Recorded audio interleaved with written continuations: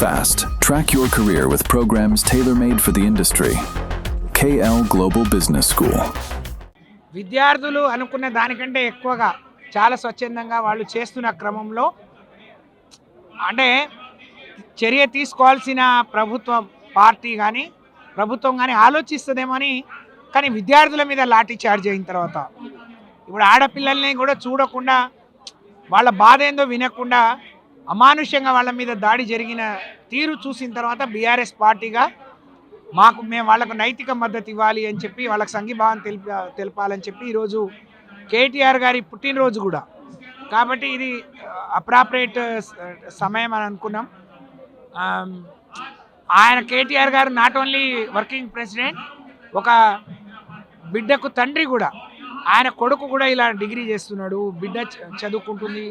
ఒక తల్లి బిడ్డలకు బాధపడితే, వాళ్ళు ఇబ్బంది పడితే ఆ తల్లిదండ్రులకు ఆ నొప్పి ఏందో ఆ బాధ ఏందో తెలుసు. కాబట్టి వాళ్ళకు మద్దతుగా ఈరోజు బీఆర్ఎస్ పార్టీ బీఆర్ఎస్వి ఆధ్వర్యంలో మేము ఈరోజు ఈ ధర్నా చేస్తున్నాం. ఇప్పటి నుంచి ఎక్కడో అక్కడ కేంద్రంలో జరుగుతుంది, కేంద్ర ప్రభుత్వం తీసుకోవాలి. రాష్ట్రం అంటే ప్రధాన ప్రతిపక్షంగా మేము ఏమంటే స్పందిస్తాం. మా పార్లమెంట్ సభ్యులు, మా రాజ్యసభ సభ్యులు అక్కడికక్కడ స్పందించారు. కానీ ఈరోజు ఇక్కడ వరకు ఇది దేశవ్యాప్తంగా జరుగుతున్న క్రమంలో జంతర్ మంతరే కాదు, ఇవాళ దేశవ్యాప్తంగా కూడా జరుగుతున్నప్పుడు మా బాధ్యతగా ఇక్కడ వాళ్ళకి మద్దతు ఇవ్వాలని చెప్పి ఈరోజు మేము ఈ దీక్షకు పూనుకున్నాం. ఇది ఆరంభం మాత్రమే. కానీ నరేంద్ర మోడీ మరి నీట్ లీకేజీ బాధ్యుల మీద కానీ లేకపోతే అనేక విషయాల మీద విద్యార్థుల డిమాండ్లను పరిష్కరించే వరకు ఈ ధర్నా విద్యార్థులకు అన్ని రకాలుగా మేము అన్ని రకాల మద్దతు ఇవ్వడానికి మేము సిద్ధంగా ఉన్నామని చెప్పి. మేడం, మీరేమో విద్యార్థులకి మద్దతు ఇస్తా అంటున్నారు కదా, కానీ కేంద్ర ప్రభుత్వం ఏమంటుంది అంటే అక్కడ ప్రొటెస్ట్ చేసే వాళ్ళు అసలు విద్యార్థులే కాదు, వాళ్ళంతా యాంటీ నేషనల్స్ అని చెప్పేసి కూడా ఒక స్టేట్మెంట్ పాస్ చేసిండ్రు. దాన్ని ఇప్పుడు చూస్తూ ఉన్నారు ఎంతమంది విద్యార్థులు వాళ్ళ తల్లిదండ్రులు ఇక్కడికి వచ్చారో మనం చూసాం. అంటే నీ ఇంటెలిజెన్స్ తప్పుడు నివేదికలు ఇస్తుంది, అందుకనే 30 రోజులుగా దీక్ష జరిగినా దాన్ని మీరు చాలా క్యాజువల్గా తీసుకున్నారు, లైటర్గా తీసుకున్నారు. కానీ ఈరోజు ఆ దీక్ష ఇవాళ భారతదేశంలో నరేంద్ర మోడీ పరువు తీసే విధంగా, భారత ప్రభుత్వం పరువు పోయే విధంగా, దేశం ముందు తల వెంచుకునే విధంగా మరి ఇలాంటి చర్యకు పూనుకోవాల్సి వచ్చింది.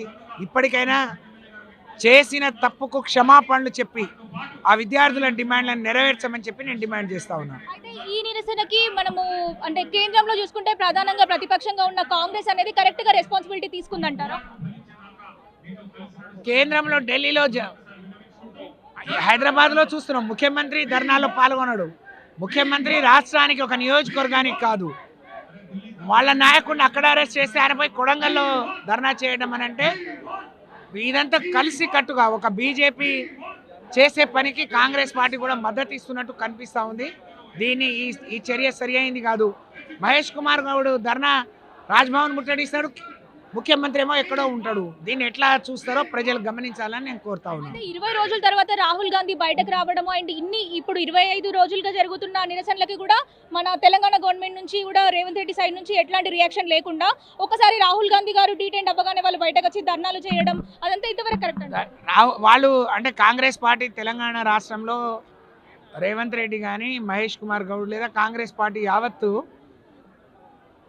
రాహుల్ గాంధీకి దెబ్బలు తాకినాయనో ప్రియాంక గాంధీని అరెస్ట్ చేసిందని చేసే ధర్నా తప్ప విద్యార్థులకు బలం ఇచ్చే విధంగా, విద్యార్థులకు మద్దతు ఇచ్చే విధంగా వాళ్ళ ధర్నా కొనసాగలేదు అని చెప్పి తెలియజేస్తా ఉన్నాం.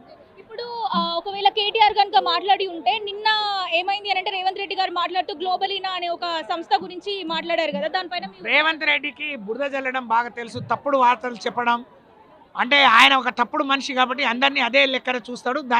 అందుకని 24 గంటలు మేము సమయం ఇచ్చినాం.